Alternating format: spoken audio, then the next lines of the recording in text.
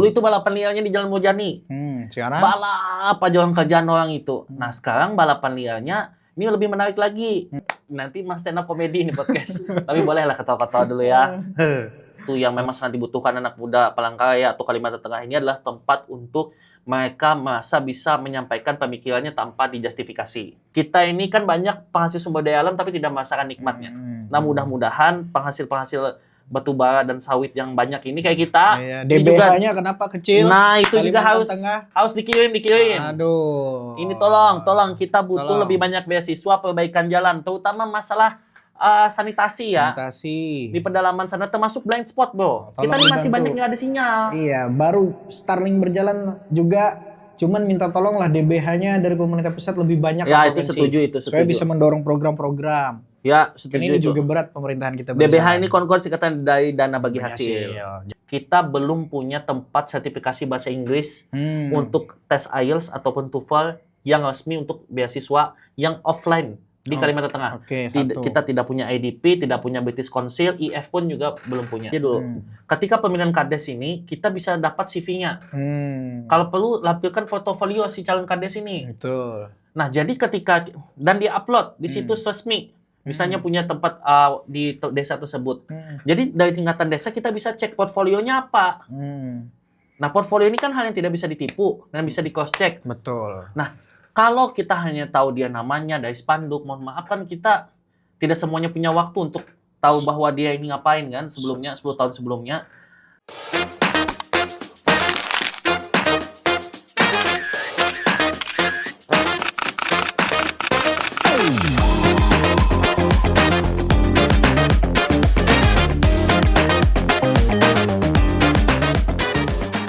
Oke, halo semuanya, kembali lagi di podcast Parlemen Pola Pikir. Kali ini kita kebetulan salah satu anak muda berprestasi juga, lulusan luar negeri. Alhamdulillah, pacarnya banyak. Nah, jangan itu.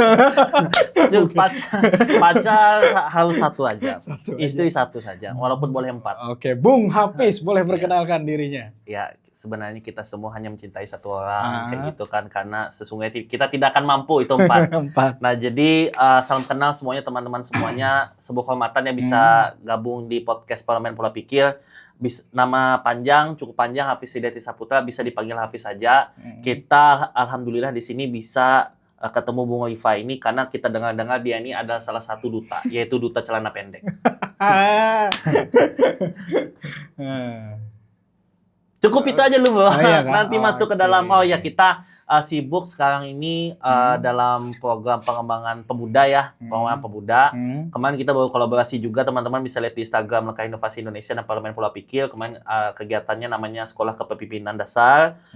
Kita juga aktif dalam membagikan ilmu bersama para mahasiswa. Sekarang juga kerja di salah satu tempat lah kayak gitu di bagian yang sifatnya untuk mensejahterakan kehidupan bangsa. Luar biasa, tepuk tangan semua. Iya, tepuk tangan beneran dulu dong itu. Iya. Ya, berbicara soal peningkatan anak muda di Kalimantan Tengah. Siap. Nah, ini baru-baru aja bulan puasa. Banyak fenomena-fenomena aneh. Betul. Nah, di Kota Palangkaraya kayak subuh-subuh ini banyak yang apa namanya? Balapan liar. Nah, itu apa tuh?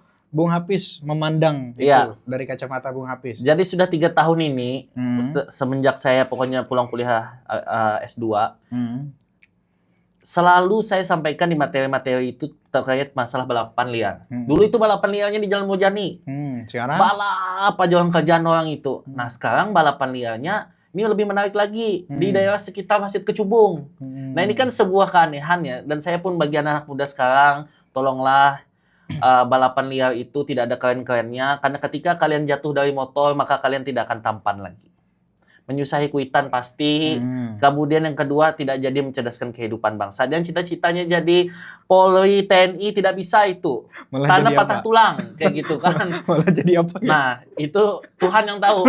Sementara ini kita belum tahu ya, karena nanti mas stand up komedi ini podcast. Tapi bolehlah ketawa-ketawa dulu ya.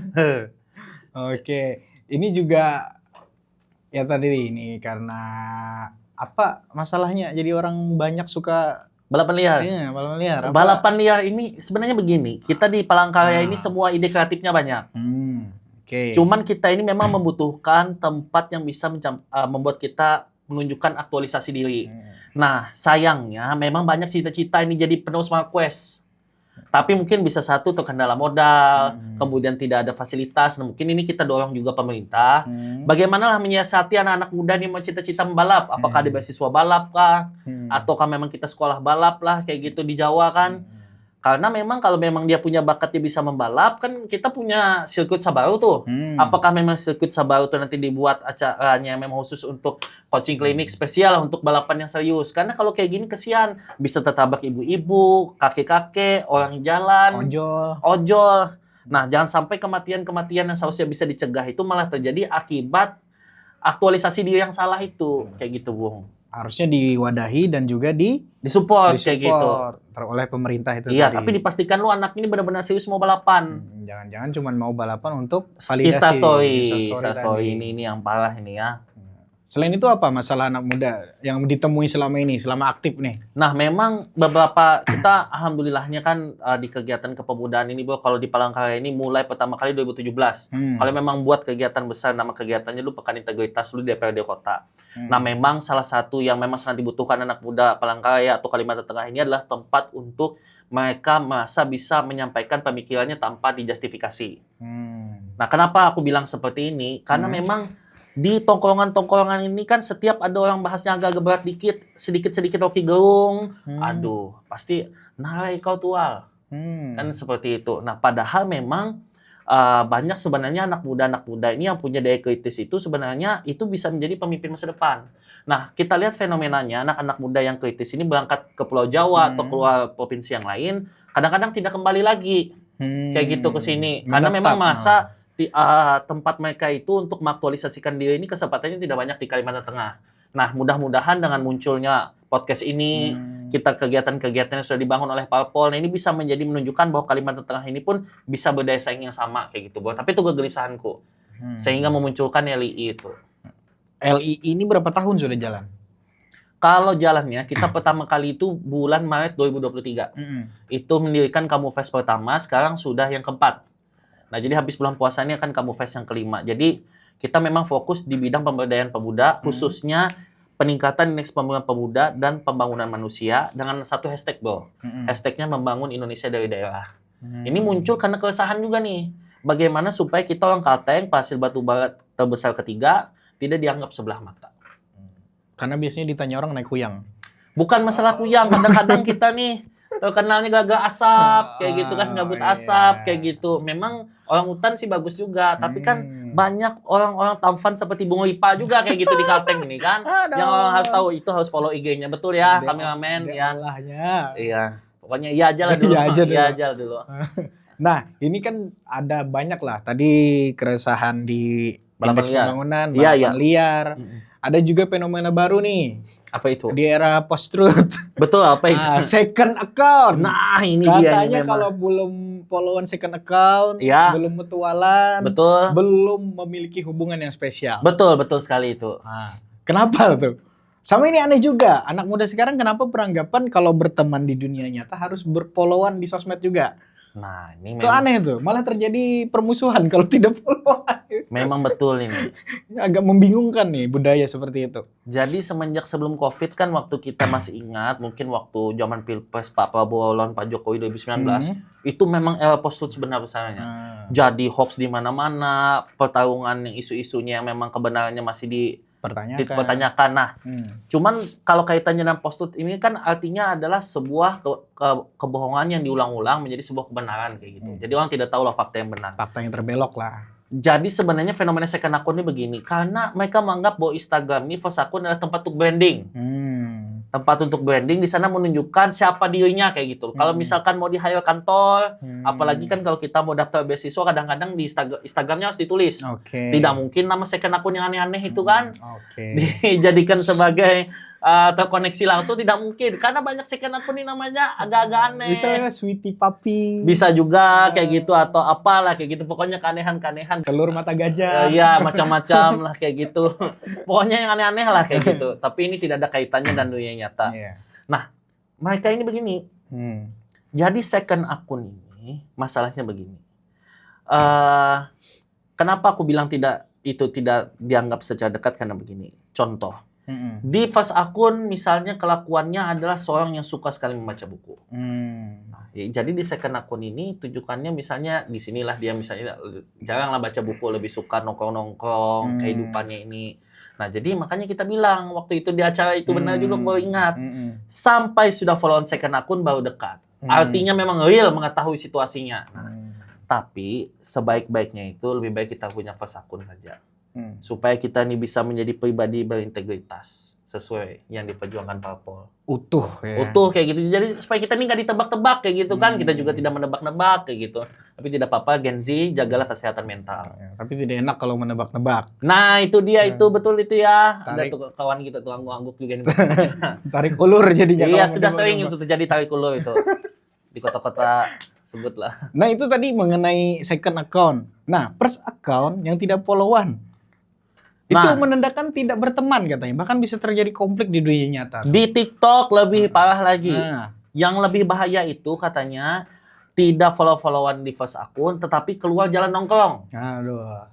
Itu lebih aman lagi katanya, lebih aman lagi. Lebih aman lagi. Tapi memang begini kan ceritanya, memang kita itu di dunia yang butuh validasi. Jadi misalnya kita mau melakukan background check, oh aku temannya A, temannya B, temannya C, itu biasanya dibuktikan dengan follow atau tidak di Instagram.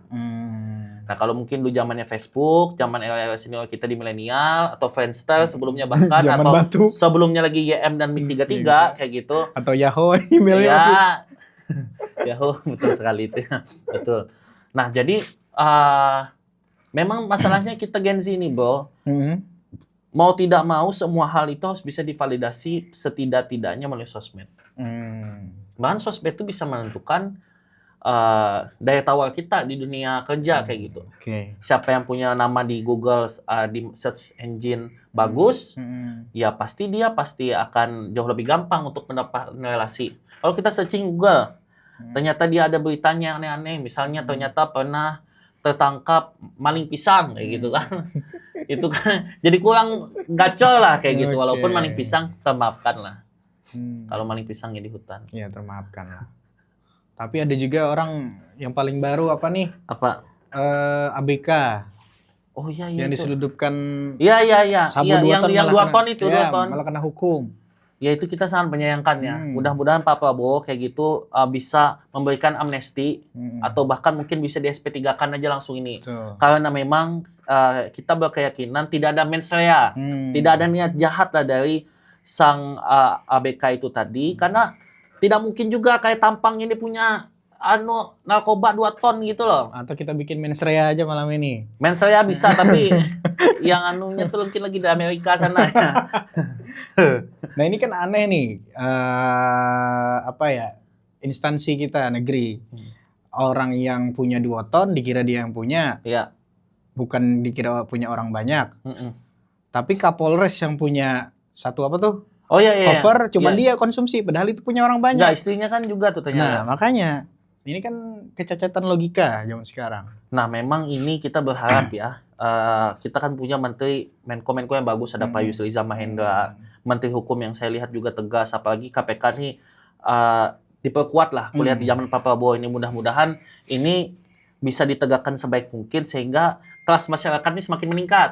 Kita ini juga tidak ingin ada perpecahan sesama bangsa kan. Betul. Misalnya kayak adik-adik kita yang balapan liar itu tidak ada juga niat kita untuk menyalahkan dia akan madesu kan. Tidak mungkin juga madesu, tapi mohon kayak gitu, mungkin kalau ini ditonton podcast di viral kayak gitu atau klipsnya viral, Pak Prabowo kayak gitu dan Mas Gibran, mohon ditegakkan hukum ini sebaik mungkin seperti penegakan hukum Sambo.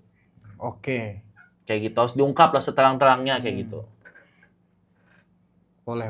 Terus Bung Hafiz ini kan dulu aktif di HMI. HMI kita, Bro. Apakah mengidolakan Bahlil? Bang Bahlil itu ada wujud nyata sang pejuang. Tidak ada seorang kernet pejuang yang bisa seperti beliau dan seciamik beliau. Bayangkan jadi ketua HIPMI. Kemudian bisa menjadi kepala BKPM. Kemudian bisa menjadi bahkan sekarang Menteri SDM ya. Nah, ini bisa, dan sekarang ketum partai. Golkar. Salah satu partai tertua yang ada di bumi Indonesia. Nah, yang saya idolakan itu dari Bang Bahlil ini, dia penyabar. Bayangkan betapa banyak meme dari Kanda Bahlil yang dia diteddy. Baju balet nah, itu. Ini kan menciderai juga kan, ini sudah body shaming ini. Sampai kajian dia jadi ustadz lah kayak gitu kan. Ini kan memang sudah agak offset memang masyarakat nih. Nah cuman ya saya salutnya sih beliau sabar. Walaupun juga Kanda Bahlil ini dia memang sangat strategis karena dia Menteri SDM di negara penghasil batu bara, minyak, kemudian nikel salah satu yang terbesar di dunia. Nah mudah-mudahan Kanda Bahlil tetap di jalan perjuangan, yakin usaha sampai Kanda, dan mohon ini diperhatikan ini. Kita ini kan banyak penghasil sumber daya alam tapi tidak merasakan nikmatnya. Nah mudah-mudahan penghasil batu bara dan sawit yang banyak ini kayak kita. DBH-nya kenapa kecil? Nah itu juga harus dikirim. Aduh. Ini tolong kita butuh lebih banyak beasiswa perbaikan jalan, terutama masalah sanitasi ya. Di pedalaman sana termasuk blind spot, bro. Kita nih masih banyak yang ada sinyal. Iya, baru Starlink berjalan juga. Cuman minta tolonglah DBH-nya dari pemerintah pusat lebih banyak. Ya itu setuju. Supaya bisa mendorong program-program. Ya setuju. Ini juga berat pemerintahan kita. DBH ini kon-kon singkatan dari dana bagi hasil. Jadi kita punya sumber daya. Ya kita bayarkan pajaknya ke pusat, lalu pusat akan mentransferkan ke kita. Namun tahun ini nilainya sangat kecil. Ya itu. Nah, kalau Bung Hafiz sendiri mengenai BDH ini gimana? DBH ini gimana pandangannya? Nah memang begini, saya melihat Pak Prabowo ini mencoba untuk fokus di penghematan dulu. Nah kan beliau kan selalu bilang dari sejak kampanyenya, mungkin dari tahun 2014 dulu terkait kebocoran APBN kan. Nah kebijakan beliau memilih Pak Purbaya ini, aku rasa adalah simbol untuk dia menunjukkan bahwa kita ingin melakukan pengetatan termasuk anggaran-anggaran yang tidak penting. Misalnya ya kita paham lah, banyak sekali lah yang kita coba hemat yang tidak penting seperti perjalanan dinas yang berlebihan misalnya seperti itu, ataupun juga misalnya konsumsi yang seharusnya yang penting kenyang lah kayak gitu seharusnya. Bahkan di salah satu tempat kan sekarang kalau di Jawa Barat konsumsi ya bahkan mungkin hanya air putih kayak gitu atau steak yang tidak terlalu banyak. Nah, kita mendukung itu, cuman mohon dua hal nih yang jangan sampai dipotong. Anggaran pendidikan dan kesehatan. Tapi katanya anggaran pendidikan kesehatan cuma jadi pendukung, bukan utama. Yang utama malah energi kalau nggak salah. Energi, pertahanan. Iya itu benar itu. Ya, aku bilang bahwa niat Pak Prabowo ini tulus ya. Bahwa memang kita sebagai pendukungnya, saya pencoblos beliau Pak, saya pencoblos Bapak. Kami saya nyoblos Pak. Kami pejuang Pak, bahkan saya mencoblos pakai baju biru itu, baby blue itu, mencoblos di Panarung sana. Nah, kami memohon bahwa Pak Prabowo juga bisa melihat ini dengan lebih objektif karena kebutuhan masyarakat Indonesia ini bermacam-macam. Ada kebutuhan di satu daerah yang memang mereka membutuhkan sekali, yaitu adalah sandang, terkait sandangnya. Ada yang sangat butuh sekali terkait perbaikan jalan. Nah mungkin bagi teman-teman tahu, Kalimantan Tengah ini luasnya hampir satu kali setengah Pulau Jawa. Dan kita sangat membutuhkan jalan yang baik. Saya paling jauh ke Pangalamun sudah, ke Puruk Cahu sudah. Dan kita sudah bukan rahasia umum kayak gitu, bahwa Bapak izin jalan ke Puruk Cahu itu harus diperbaiki. Terutama kalau lewat jalan Sehanyu kayak gitu. Karena kalau jalan itu tidak baik, maka dampaknya adalah biaya makin naik, barang pokok makin naik, yang nanti terdampak masyarakat. Supply chain-nya terganggu. Nah, mudah-mudahan DBH-nya nanti ditingkatkan dan mungkin kita bisa dapat dana alokasi khusus. Betul. Dana DAK untuk perbaikan jalan. Ya.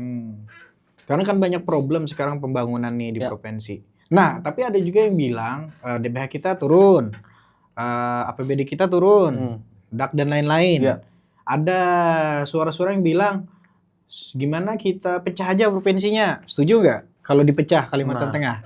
Ini pertanyaan ini luar biasa juga ini ya. Luar biasa. Nah, tapi alhamdulillah Bro, kita pada tahun 2020 itu sempat mewawancara almarhum Saban Ahmad. Beliau adalah salah satu pendiri Kalimantan Tengah, sudah almarhum. Beliau meninggal kalau tidak salah tahun 2021, umurnya waktu meninggal tuh hampir 91 tahun. Nah, jadi aku sempat ada pertanyaan, Bue, kenapa ya alasannya kita mendirikan Provinsi Kalimantan Tengah? Dulu kan gabungnya dengan Kalsel. Dia ingin menunjukkan bahwa kita, orang asli Kalteng, itu bisa berdiri sama tinggi, duduk sama rata dengan orang berasal dari tempat lainnya kayak gitu. Nah, dan ini kan sebenarnya menyatukan seluruh luasan Kalteng ini masyarakat Dayak ya. Dari Kota Waringin Barat sampai juga Puruk Cahu. Walaupun juga bukan hanya orang Dayak yang di sini, juga ada orang Melayu di daerah Kota Waringin kayak gitu. Dan juga mungkin ada beberapa dari suku lain lah. Tapi intinya kita tidak mendukung ini, Bro. Kita berharap tetap bersatu. Karena niat awal pendiri founding father kita, entah itu mungkin para pendirinya ada berbagai macam nama, mungkin salah satunya Bapak Almarhum Cilikriwut, Gubernur Kalteng pertama kita Pak Taminono, kemudian salah satu pendirinya Bapak Mahir Mahar, Buai Saban Ahmad. Ya pasti sebenarnya tujuannya itu memang untuk mempersatukan lintas wilayah ini. Karena kita ini dipersatukan sama seperti aku lihat ya, Belanda dulu. Belanda itu kan kenapa Indonesia ini bisa satu wilayah? Karena wilayah bekas jajahan Belanda. Iya. Nah, merasakan penderitaan yang sama. Betul. Nah, kalau Kalteng ini aku rasa adalah karena kemiripan budayanya. Nah, jadi aku berharap memang tidak dipecah, walaupun memang niatnya baik. Ini kan supaya pembagian wilayahnya lebih cepat, kemudian bukan pembagian wilayah, mohon maaf, pembangunannya lebih cepat. Saya terfokus lah. Iya, tapi bisa aja kok.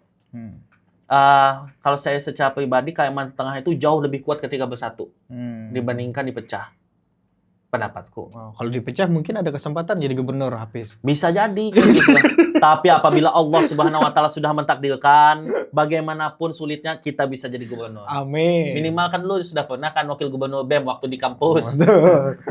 Presma sih belum ya? Belum ya. Belum Presma. Nah ini kan karena tadi Bung Hafiz bilang bahwa Kalimantan Tengah lebih bagus bersatu. Ya. Saya sepakat karena memang kata Jokowi Kalimantan Tengah ini adalah miniaturnya Indonesia. Ya. Nah kalau dipecah agak sayang ya. Bisa dibilang kita nih utopianya komunis juga. Berat juga ini. Jangan bacaannya Karl Marx, Friedrich Engels kayak gitu. Karena Indonesia ini adalah idealnya negara-negara komunis yang bersatu. Karena negara-negara komunis seperti Uni Soviet yang lain itu kan pecah. Nah, kita ini tetap mampu bertahan. Begitu juga dengan Kalimantan Tengah. Kalau dipecah, sayang. Iya. Unsur persatuannya itu. Huma betang. Iya, lebih daripada itu kan urgensinya menurutku belum ada sekarang. Kita nggak tahu sih masa depan, tapi dalam 5-10 tahun ini, apalagi kan aku rasa ya, akan aneh ketika kita dipecah beda, misalnya mungkin seperti Papua yang memang membutuhkan pembangunan dan cepat. Ditambah keamanan gitu. Juga berkaitan. Iya, itu kita setuju lah kayak gitu untuk adanya pemecahan provinsi. Tapi kalau Kalteng saya rasa nggak perlu. Masih tetap harus bersatu lah kayak gitu. Tapi ya kita tidak tahu kan masa depan seperti apa. Harus ada kajian dulu, bro. Harus ada kajian. Bikin survei. Tanya dulu masyarakat kan. IJJ kan. Nah, ini kita balik lagi flashback dengan fenomena second account tadi. Second account lagi. Nah, kita nih baru ada satu menteri asal Kalteng. Ya. Nah, ke depan dengan adanya fenomena second account, apakah ini akan menarik calon-calon menteri lain? Karena kan saat ini kan Gen Z nih, suka pakai second account nih. First account buat kredibilitas diri. Pas mereka umurnya sudah cukup untuk jadi menteri, apakah orang harus cross check sampai ke second account-nya juga? Nah, ini kan presiden kita masih baby boomer ini. Pak Prabowo kan. Baby boomer. Kan 1951 ya beliau ya. Baby boomer. Memang, tapi menteri-menterinya sudah banyak yang milenial. Milenial sudah mulai. Bahkan pas Seskap aja kan 89 lahirnya. Nah, menurutku secara pribadi, memang fenomena second akun ini, kita nih sebenarnya harus mencontoh kebebasan berpikir Amerika Serikat ya. Jadi Amerika Serikat itu, dia punya etika tidak tertulis. Misalnya etika tertulisnya nih, kita dan segala hormat, tidak mungkin seorang menteri di sana punya OnlyFans. Oke. Kayak gitu kan. Nah, terlepas plus minusnya itu aplikasi atau itu web, kita harus punya etika moralnya. Nah, memang ketika menjadi seorang menteri, mungkin aku rasa bukan second akun yang sifatnya disitulah tempat upload yang nggak jelas. Tapi di situ bisa menjadi akun pribadi, mungkin khusus teman-teman dekat. Tapi harus ditulis bahwa akun ini bersifat pribadi. Nah, kayak gitu. Untuk temannya. Satunya akun yang dikelola oleh tim. Kalau bocor gitu. Berarti ada yang cepu. Jangan salah, jangan-jangan punya second akun close friend. Third akun lagi close friend lagi. Ya inilah kayak gitu. Nah, Bung Hafiz, tadi kan panjang nih bahas presiden, DBH, aturan, kegelisahan. Tertarik masuk politik? Jelas tertarik, Bung. Kita kan saja ilmu politik. Oh, kemana berlabuh nih? Berlabuh kita harus seperti orang Filipina. Katakan tidak baru bilang iya di akhir ketika berpolitik. Ya tentu Masalah perjuangan, kita semua sudah tahu bahwa saya mendukung Pak Prabowo ya. Pasti masuk salah satu partai koalisi. Kemungkinan. Tapi tidak tahu juga kan, kalau tawaran tetangga lebih menarik kan. Karena sebenarnya partai ini adalah sebuah kendaraan. Yang penting itu tujuannya adalah bisa berdampak dan masyarakat. Terutama, kebetulan saya ini, Bapak dan Ibu mungkin yang nonton, teman-teman, kebetulan kan orang Barito. Nah, kalau kita lihat di indeks pembangunan manusia, daerah Barito 4 kabupaten ini harus digenjot nih supaya IPM-nya naik. Nah, padahal Barito Utara dan Murung Raya itu salah satu UMR tertinggi loh. Se-Kalteng ini. Nah, cuman memang ya itu tadi masalah infrastrukturnya belum tercerminkan. Jadi kalaupun memang terpanggil nanti, tujuan kita adalah memperjuangkan pendidikan infrastruktur yang sama rata gitu di daerah Barito. Belum lah kalau kita levelnya bupati kan. Betul. Iya, kayak gitu. Jangan, kalau peribahasanya bahasa di sini jangan kelajuan. DPRD lah dulu. Ya, itu bisa lah, itu diperjuangkan. Tapi tentu kita harus memantaskan diri juga, Bro. Oke, betul. Nah, kalau sebenarnya kan ini banyak anak muda di Kalteng sebenarnya berpotensi seperti Bung Hafiz. Siap. Cuman kebanyakan karena arah pergerakan, contoh kayak LII, Parpol ini kurang populer nih. Kayak kita bikin nih, sebenarnya kurang populer. Tapi sudah main padel kita. Sudah ada main padel. Nah, ini jadi problem lah. Maksudnya untuk melihat ketertarikan orang itu tadi supaya menarik kan jadi problem. Sedangkan mereka kadang lebih suka, contoh kayak di Kalsel, modal Hello Kitty jadi DPD RI. Oh iya. Iya. Ya kan? Sebut saja seseorang. Iya, sebut saja seseorang yang sempat hilang lalu muncul lagi. Iya, wayahnya. Nah, kenapa? Dengan gerakan-gerakan kayak gini, ini Parpol, Parlemen Pola Pikir, LII kurang populer. Akhirnya sebenarnya ada anak muda kayak Bung Hafiz berpotensi tidak terlihat, sebenarnya ada dan dia harus nyarinya itu. Nah, aku selalu bilang kayak gini, untuk bisa berhasil suatu tempat itu kita harus meningkatkan kualitas pendidikannya. Bukan hanya tingkat SMA atau universitas, tapi harus dilihat dari PAUD-nya. Nah, jadi yang harus diperbaiki di Kalimantan Tengah ini adalah iklim diskusinya, Bro. Contoh, di Kalimantan Tengah ini saya dorong siapapun juga yang melihat podcast ini, kalau punya dana investasi, kita belum punya tempat sertifikasi bahasa Inggris untuk tes IELTS ataupun TOEFL yang resmi untuk beasiswa yang offline di Kalimantan Tengah.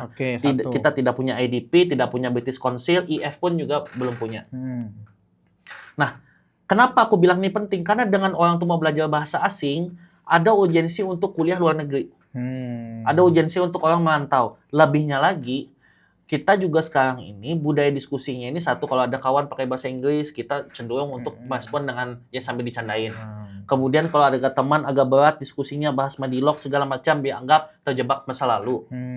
Nah, padahal anak muda sekarang itu, aku ingat banget kata dosenku, jangan demo katanya sampai semester 5. Semester 1 sampai semester 4 ini harus baca buku dulu. Nah, sekarang kan tidak dibekali seperti itu. Pokoknya kita dibonek aja. Pokoknya kita hajar aja. Nah, akhirnya ketika masyarakat melihat yang berjuang di jalanan ini isinya tidak sesuai kehendak mereka, akhirnya terjadi dikotomi.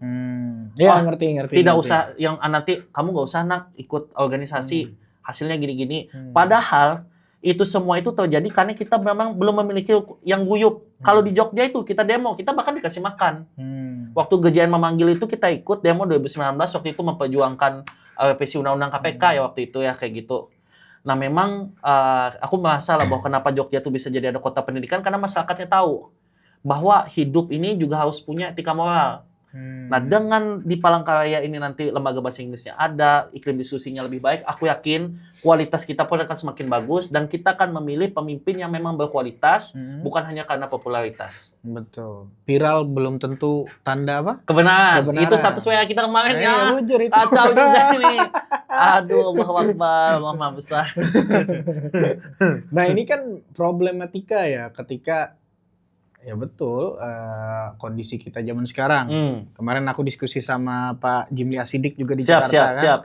Beliau bilang ya kalau mau Indonesia ideal, maksudnya mereka yang terpilih betul-betul berkualitas mungkin di 2050. Ya. Karena keadaannya ini tadi. Ya. Apalagi ditambah Kalimantan Tengah daerahnya luas. Ya. Bisa dibilang salah satu daerah yang bukan cuma Kalimantan Tengah lah, pokoknya Indonesia ini bisa dibilang demokrasinya cacat untuk saat ini. Ya. Karena beberapa gap itu tadi, pembangunan dan lain-lain. Masyarakat malah memilih populer yang pertama, Iya. yang kedua berduit. Iya, itu setuju. Kalau punya program belum tentu dipilih. Ya. Nah, Karena masyarakat butuh yang tangible, Bro. iya. Yang bisa dilihat secara langsung. Tajirable kah? Jadi kalau seperti itu menurutku kita gini, kita harus mencontoh menurutku nggak boleh pesimis juga, Bro. Iya, betul. Udah. Karena kan demokrasi kita ya kayak gitu. Contoh kan, misal Hafiz nyalon di Barito. Aku nyalon di Palangkaraya. Sudah nih, aku wali kota, bupati. Tiba-tiba kita maju ke provinsi. Maju berdua. Karena jumlah penduduk di Palangkaraya lebih ganal daripada Barito, mau kada mau, kos politik Bung Hafiz lebih besar. Supaya dapat suara di daerah yang lebih banyak. Yang lebih sedikit. Iya, yang lebih sedikit. Iya. Sedangkan aku yang memang sudah base-nya di Palangkaraya, otomatis kosku bisa jadi lebih kecil. Ini kan problem nih. Dan itu menyebabkan ketertinggalan itu tadi, ketidakberpihakan pembangunan. Belum lagi kursi DPR-nya misal diisi oleh wilayah yang dominan. Misal, orang Palangkaraya, DPRD provinsinya ada 10 kursi. Alhasil kan Palangkaraya terus yang dibangun nih. Pas penyusunan anggaran, apa segala macam. Orang Barito cuma 2 orang. Kan jadi problem. Dan itu dasarnya dari kecacatan demokrasi itu tadi. Money politik lah salah satunya, masalah utamanya kan. Jadi menurutku masalah money politik ini bisa selesai dengan satu cara. Ini nggak bisa nih. Kita ini kan sudah paham aja bahwa perlu ketegasan aparat penegak hukum. Oke, satu itu. Tapi sebelum kita ingin sifatnya koersif, kita preventif dulu nih. Untuk menyadarkan bahwa bagaimana caranya ketika calon wakil rakyat ini turun, kita memang mengutamakan mendengarkan visi misinya terlebih dahulu. Dan ada uji track record. Dan ada uji publik. Sebenarnya begini, menurutku secara pribadi, bahkan seharusnya bagaimana caranya juga KPU itu nanti juga bisa merilis. Misalnya nih ya, simpelnya seperti pemilihan Kades aja dulu. Ketika pemilihan Kades ini, kita bisa dapat CV-nya. Kalau perlu, lampirkan portofolio si calon Kades ini. Betul. Nah, jadi ketika dan di-upload di situs resmi, misalnya punya tempat di desa tersebut. Jadi dari tingkatan desa kita bisa cek portfolionya apa. Nah, portfolio ini kan hal yang tidak bisa ditipu dan bisa di-cross-check. Betul. Nah, kalau kita hanya tahu dia namanya dari spanduk, mohon maaf kan kita tidak semuanya punya waktu untuk tahu bahwa dia ini ngapain kan sebelumnya, 10 tahun sebelumnya. Nah, jadi akhirnya si penyelenggara pemilihan ini juga harus memperbaiki transparansi dari sang calon. Dan yang mohon maaf ya para calonnya juga, kita juga kalau nanti mencalon ya sebisa mungkin utamakan visi misi dulu kayak gitu loh. Betul. Aku bahkan sempat berpikiran kalau mau nyalon DPR minimal ada prestasi internasional. Bisa, tapi masalahnya itu tervalue dengan baik tidak di tempat kita, Bro. Itu dia. Iya, makanya itu kan jadi problemnya. Sekarang kan orang cuma mikir milih dia anak siapa. Iya. Usahanya apa. Kan mau memilih itu bisa karena punya kedekatan secara budaya emosional, budaya, kemudian mungkin satu rasa perjuangan yang sama. Itu bagus, sebenarnya bagus. Ya, itu tidak salah. Tidak salah. Cuman mungkin menurutku begini, ada suatu harus ada verifikasi yang lebih baik ketika siapapun mungkin dari orang mencalon dari bahkan tingkatan desa sampai jadi bupati itu harus melalui fit and proper test yang lebih baik. Jadi dan lebih due diligence-nya lebih bagus lah. Berarti KPU harus belajar dari second account dan first account tadi. Bisa jadi, tapi ini kan yang mencalon nih belum ada Gen Z. Ada sudah sih, ada. Beberapa sudah ada. Ya, jangan sampailah juga kan nanti punya pimpinan daerah yang ternyata nanti bocor second akun isinya apa kan. Ini offside nanti kalau begitu, balap viral. Dari postingan second akun nasib tahun berapa kayak gitu kan. Kayak gitu, bejor. Tapi penting lah menjaga akun nih. Kayaknya ada juga nasihat dari senior kan, Bupati. Mulai sekarang tuh sosmed dijaga, yang pacaran jangan diupload. Iya, takut ain itu mungkin. Penting nggak? Kalau kita mau nyalon nih, Bung Hafiz sendiri. Enggak, aku secara pribadi, ini plus minus ya. Kalau mau mungkin mencalon, sebaiknya memang sudah menikah kayak gitu. Satu juga, bangsa Indonesia ini lebih percaya dengan orang yang memang sudah stabil dan memiliki keluarga. Karena kita itu adalah, orang Indonesia ini orangnya sangat homey kayak gitu. Sangat mencintai family man. Oke. Ini sudah terbukti, tidak perlu kusebut siapa mantan pimpinan suatu daerah yang memang family man kan. Tapi tiba-tiba viral gara-gara ketahuan itu. Aura kasih. Iya. Nah, jadi akhirnya menurutku, tapi terlepas daripada itu, memang sosmednya harus dijaga, Bro. Karena ya kita belajar dari tuntunan agama juga bahwa ketika kita ingin jadi pemimpin, kita harus bisa menjadi contoh. Tidak mungkin kita ingin menyuruh orang, oh kamu mohon maaf kayak gitu, jangan foya-foya. Tapi kita mengupload lagi foto di depan mobil mewah. Atau lagi naik Alphard. Iya. Di story. Tapi Alphard itu kayaknya di Kalimantan Tengah ini biasa aja kayaknya, Boy ya. Gitu, kita tuh Fortuna, Pajero tuh biasa kayak gitu. Karena itu aja. mobilnya biasa untuk masuk ke dalam tempat-tempat seperti sawit dan batubara. Oke, berarti dari kesimpulan diskusi ini Bung Hafiz, apa yang ingin disampaikan kata-katanya untuk para penonton Parlemen Pola Pikir? Pertama, teman-teman semuanya, kita mungkin anak muda, kita mendorong untuk semua menghargai setiap pendapat kawan kita. Plus minusnya ketika berdiskusi. Kita boleh berbeda pendapat, tetapi kita bersatu dalam satu hal, yaitu kita setuju untuk tidak setuju, untuk berpendapat kayak gitu. Jadi kita saling respect satu sama lain. Yang kemudian kedua, jangan ada crab mentality. Satu ada yang naik, ya kita jangan tarik ke bawah kayak gitu. Dorong kalau bisa. Dorong. Dan kemudian ketiga, kalau kita tahu misalnya di tempat seperti itu, misalnya ini ada kawan yang ada aib ya, sebisa mungkin kita tegur kawannya langsung. Karena permasalahan Gen Z ini, kadang-kadang ini menjelekkan satu sama lain ini loh. Jangan sampai keluar. Iya. Kemudian stop balapan liar.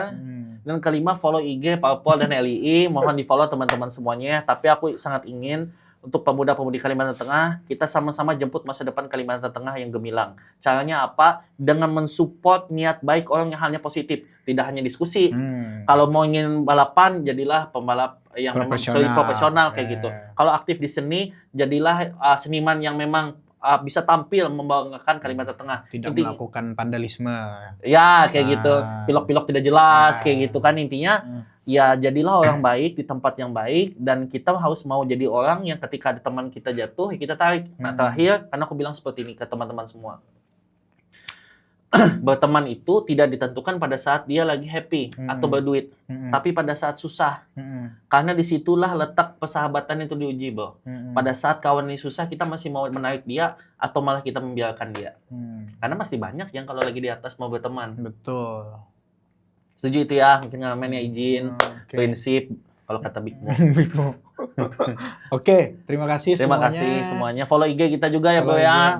Di bawah sini nih, anggap aja ada di bawah sini. Anggap aja ada. Apa IG-nya nih? Hafiz apa nih sini nih? Hafiz, huruf yang tidak bisa kusebut, RTS. Habis itu yang LII apa IG-nya? Langkah _ inovasi Indonesia. Kalau aku @mripa_ap, bawah sini Parlemen Pola Pikir. Oke, terima kasih semuanya. Sampai jumpa kawan-kawan di episode semua selanjutnya. Siap.